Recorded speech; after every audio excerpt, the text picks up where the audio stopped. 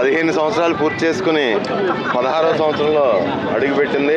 జగన్ గారు విజయంతో మొదలైన ప్రస్థానం ముందుగా 18 మంది, తర్వాత ప్రధాన ప్రతిపక్షంగా, తర్వాత అధికారంలోకి, మళ్ళీ ప్రతిపక్షంగా వైఎస్ఆర్ కాంగ్రెస్ పార్టీ ప్రస్థానం ప్రజల కష్ట నష్టాల్లో పార్టీ పెట్టిన దగ్గర నుంచి ప్రజల కష్ట నష్టాల్లో భాగస్వామ్యం అయ్యి పార్టీ బాధ్యతాయుతమైన పార్టీ కింద ఈ రాష్ట్రంలోనే అద్భుతంగా ప్రజా సమస్యలపై పోరాటం చేసింది ఈ 15 సంవత్సరాలు బట్టి.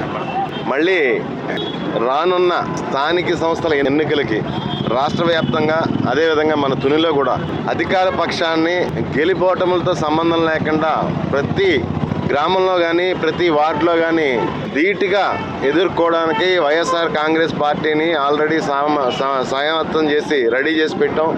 ఏ ఎన్నిక వచ్చినా సరే తీవ్రమైన పోటీ ఉంటుంది అధికార పక్షానికి వైఎస్ఆర్ కాంగ్రెస్ పార్టీ తరఫున అని చెప్పేసి తెలియజేసుకుంటాం. Thank you. Tandava news. For more updates, like, share and subscribe.